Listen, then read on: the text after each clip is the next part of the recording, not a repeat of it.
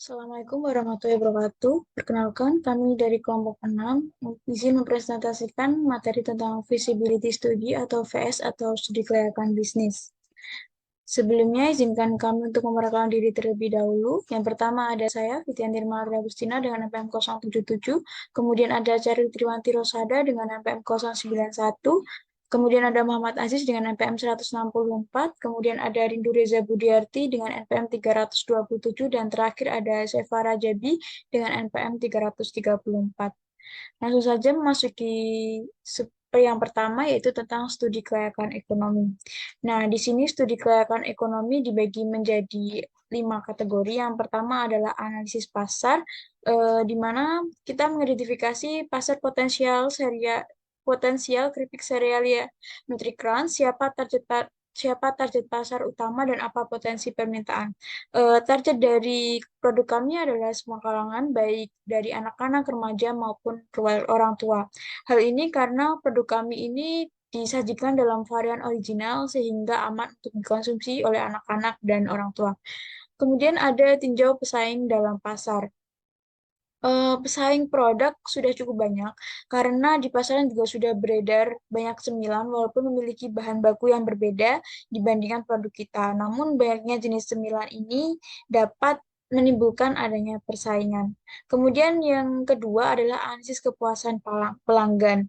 Di sini dibagi menjadi dua, yaitu kebutuhan konsumen terkait produk serealia dan evaluasi sejauh mana produk dapat memenuhi kebutuhan keinginan pelanggan potensial. Kebutuhan konsumen pada produk tidak terlalu karena mengingat ya banyak kali cemilan yang sudah beredar di pasaran. Dan untuk menimbulkan kebutuhan konsumen ini perlu waktu untuk konsumen untuk beradaptasi dengan produk baru kita. Kemudian produk dapat memenuhi kebutuhan pasar mengingat produk tersaji dalam varian original sehingga cocok dikonsumsi untuk semua kalangan. Kemudian yang ketiga adalah analisis teknis. Di sini berkait dengan teknologi dan evaluasi sumber daya manusia, bahan baku, dan infrastruktur yang dibutuhkan. Teknologi yang diperlukan untuk menciptakan produk ini dapat dijangkau dan mudah didapatkan sehingga tidak menyulitkan kelompok kami. Kemudian untuk bahan baku, sumber daya manusia, dan infrastruktur yang diperlukan juga mudah untuk didapatkan. Kemudian yang keempat adalah analisis kebutuhan regulasi. Produk sudah memenuhi semua peraturan dan standar kesehatan dan keamanan makanan yang berlaku, jadi aman untuk dikonsumsi. Kemudian yang terakhir adalah analisis resiko. Di sini adalah salah satu resiko yang terjadi mungkin adalah resiko persaingan. Hal ini dikarenakan banyak sekali camilan yang sudah ada dan berpotensi menjadi ancaman bagi keberlangsungan usaha. Terus kemudian rencana strategis mitigasi resiko yaitu terus melakukan inovasi agar tetap mampu bersaing di pasaran. Kemudian yang kedua adalah studi kelayakan finansial. Dibagi menjadi 6. Yang pertama adalah proyeksi pendapatan, di mana harga jual yang direncanakan produk kami adalah Rp8.000 agar produk harga produk tetap nyaman di kantong pelajar atau kantong konsumen. Kemudian pertimbangan musim atau fluktuasi pasar yang mungkin mengaruhi penjualan. Menurut kami penjualan produk tidak bergantung pada musiman, namun dapat diperkirakan ketika hari raya penjualan akan naik. Hari raya Idul Fitri. Kemudian yang kedua adalah biaya produksi. Semua biaya produksi belum dilakukan perhitungan, namun sudah ada rancangan mengenai modal awal yang akan disetor oleh anggota kelompok. Kemudian yang ketiga adalah investasi awal. Investasi awal berawal dari anggota kelompok yaitu senilai 50.000 per orang. Kemudian adalah perencanaan keuangan. Perencanaan keuangan ini akan dibuat proyeksi arus kas bersih cash flow untuk beberapa tahun ke depan termasuk estimasi pendapatan dan biaya. Dan akan dilakukan perhitungan break-even point atau titik impas di mana pendapatan mencukupi semua biaya. Kemudian yang kelima adalah evaluasi terkait investasi. Nah, evaluasi ini akan menggunakan metode ROI dan NPV untuk mengevaluasi hasil investasi. Kemudian analisis sensitivitas Ini dilakukan untuk mengidentifikasi bagaimana perubahan dalam faktor-faktor seperti harga jual dan biaya produksi dapat mempengaruhi hasil finansial. Sekian dari saya, selanjutnya akan dilanjutkan oleh teman saya. Terima kasih. Aspek yang ketiga yaitu mengenai aspek organisasi. Aspek organisasi yaitu penggambaran mengenai pengorganisasian pihak-pihak yang terlibat dalam usaha, job description-nya, tanggung jawab, serta kontribusi masing-masing pihak untuk mencapai tujuan. Sistem pengolahan usaha secara teknik, usaha bisnis keripik serealia Nutricrunch ini akan dilaksanakan secara berkelompok atau dengan kelompok yang beranggotakan 5 orang. Mengenai kegiatan usaha dalam bisnis keripik serealia Nutricrunch ini adalah kegiatan usaha produksi. Untuk penentuan jumlah SDM dan keahlian diperlukan, ini terdapat 5 orang yang telah memiliki job desk-nya masing-masing, yang diantaranya yang pertama ada Muhammad Aziz sebagai sales manager, kemudian ada Fitrian Dirmala sebagai financial manager, kemudian ada Charlie Triwanti sebagai operational manager, kemudian ada Rindu Reza sebagai admin and marketing manager, dan yang terakhir ada Seva Rajabi sebagai creative manager. Untuk aspek selanjutnya akan disampaikan oleh rekan saya. Selanjutnya yaitu aspek operasional. Aspek operasional mencakup berbagai hal yang terkait dengan proses dan aktivitas operasional suatu organisasi, seperti manajemen operasional, manajemen sumber daya manusia, efisiensi, kontrol kualitas, rantai pasokan, dan pemantauan kinerja. Operasional produksi keripik serealia atau Nutricrunch meliputi beberapa tahapan. Yang pertama yaitu perencanaan produksi, di mana mencakup menentukan jumlah produksi harian, mingguan, atau bulanan. Merencanakan penggunaan bahan baku seperti sereal. Yang kedua, pengolahan bahan baku, yaitu mencakup membersihkan dan mempersiapkan bahan baku dan memotong atau menggiling sereal sesuai dengan spesifikasi. Yang ketiga yaitu pencelupan dan perendaman, mencakup tentang mencelupkan sereal dalam campuran yang mungkin berisi berbagai bumbu atau bahan lain untuk memberikan rasa. Yang keempat yaitu pengeringan, di mana mencakup menyusun sereal di atas tray atau konveyor untuk dikeringkan menggunakan sinar matahari atau oven. Yang kelima yaitu penggorengan, di mana mencakup mengenai menggoreng sereal hingga mencapai tekstur dan rasa yang diinginkan. Yang keenam yaitu penyaringan dan penyajian, di mana mencakup memisahkan keripik yang sudah matang dan mengemas keripik dalam kemasan yang sesuai dan siap untuk didistribusikan. Baik, selanjutnya adalah kita akan membahas tentang aspek pasar. Aspek pasar adalah suatu tempat secara fisik terlihat di mana pembeli dan penjual bertemu membeli dan menjual barang menurut Kotler dan Keller pada tahun 2009 pada halaman 11. Nah, unsur utama pemasaran yakni kita akan membahas mengenai segmentasi pasar, yaitu tindakan identifikasi dan membentuk kelompok pembeli atau konsumen secara terpisah. Masing-masing memiliki karakteristik kebutuhan produk dan bauran pemasaran. Yang kedua adalah targeting, suatu tindakan yang memiliki satu atau lebih segmen pasar yang akan dimasuki. Yang ketiga ada positioning, penetapan posisi pasar. Tujuan positioning ini adalah untuk membangun dan mengkomunikasikan keunggulan bersaing produk ke pasar. Yang pertama kita akan membahas tentang segmentasi, di mana segmentasi ini terbagi menjadi 3, yaitu yang pertama segmentasi geografis. Nah, untuk target pertama pemasaran produk Nutricrunch ini berada dalam wilayah Jawa Timur, khususnya Kota Surabaya. Karena Kota Surabaya sangat berpotensial bagi penjualan produk kami. Yang kedua, segmentasi demografis. Produk Nutricrunch tidak membagi pembeli menjadi kelompok yang berbeda, sehingga produk dapat ditujukan untuk berbagai kalangan usia. Usia pembeli yang dituju dapat dikonsumsi oleh semua umur, namun untuk rata-rata pembelian produk Nutricrunch itu berada pada rentang umur antara 13 sampai 25 tahun. Nah, untuk mengenai tingkat penghasilan konsumen, memilih segmen pasar dengan menawarkan harga produk yang dapat dijangkau oleh konsumen tingkat menengah ke bawah.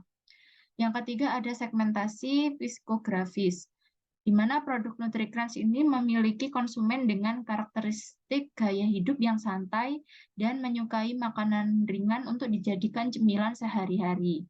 Produk NutriCrunch yang kami tawarkan berbahan dasar nasi yang memiliki kandungan karbohidrat sehingga dianggap sebagai pilihan atau alternatif bagi masyarakat yang memiliki kegiatan padat atau kesenangan mereka dalam mengemil makanan ringan.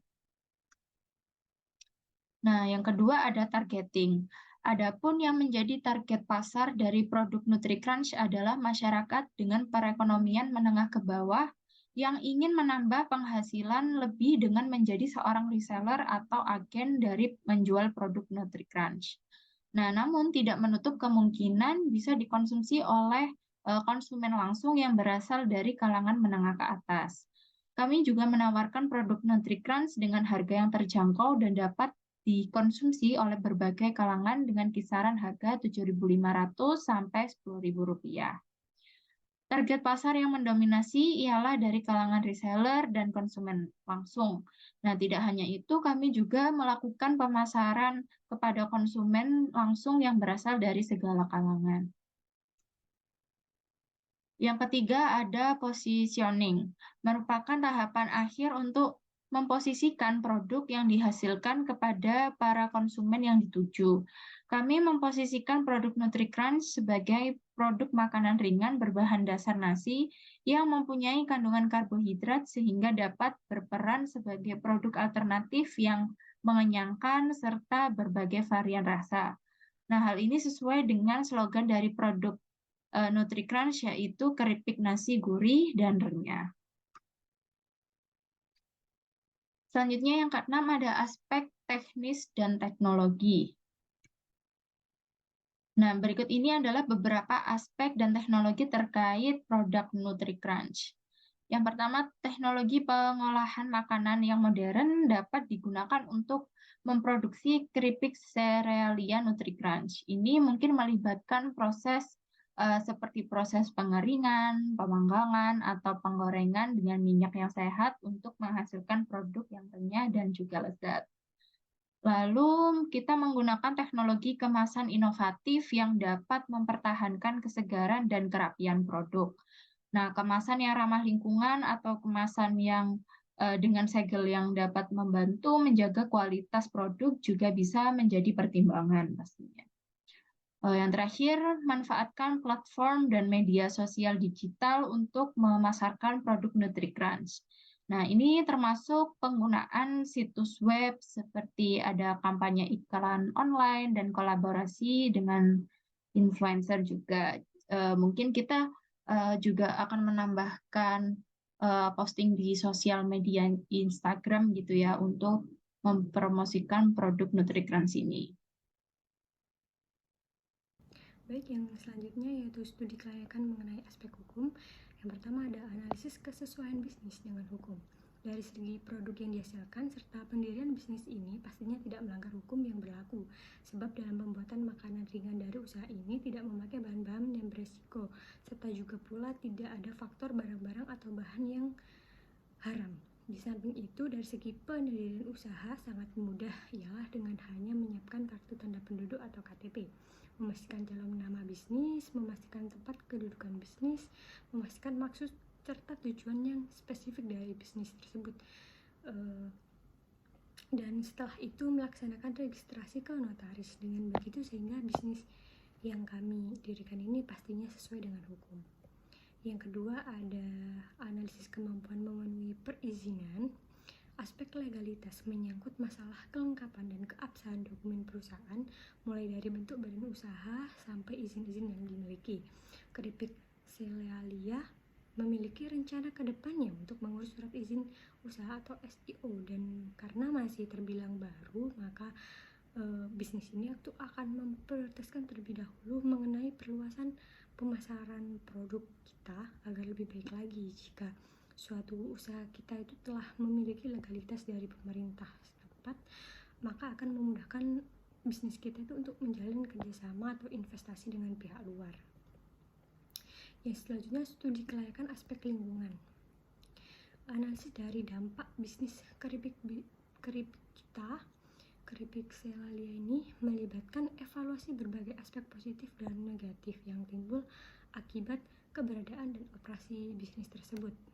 Ada dampak positif yang pertama yaitu pemberdayaan petani. Bisnis ini itu dapat memberdayakan petani lokal dengan menciptakan pasar untuk produk beras mereka, karena produk kita dari beras. Ini dapat meningkatkan pendapatan dan memperbaiki kondisi ekonomi masyarakat lokal.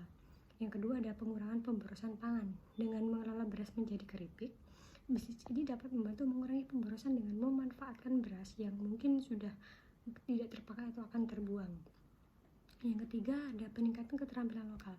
Dengan memberikan pelatihan dan pekerjaan kepada masyarakat lokal, bisnis ini tuh dapat meningkatkan keterampilan dan pengetahuan mereka dalam industri pengelolaan makanan. Dan selain itu ada juga dampak negatif dari aspek lingkungan ini, yaitu pertama ada pengelolaan limbah cair dan padat dari produksi keripik kita. Usaha kita itu dapat mencemari lingkungan jika tidak dikelola dengan baik. Ini dapat merugikan tanah, air, dan ekosistem lainnya. Lalu yang kedua ada kemasan sekali pakai. Jika kemasan yang digunakan tidak ramah lingkungan, bisnis kita ini dapat menyumbang pada masalah polusi plastik dan lingkungan. Yang terakhir ada persaingan dengan industri tradisional. Bisnis kita ini mungkin akan bersaing dengan industri tradisional atau usaha lokal lainnya yang dapat mempengaruhi keberlangsungan usaha kecil dan mikro di wilayah tersebut. Selanjutnya adalah analisis SWOT.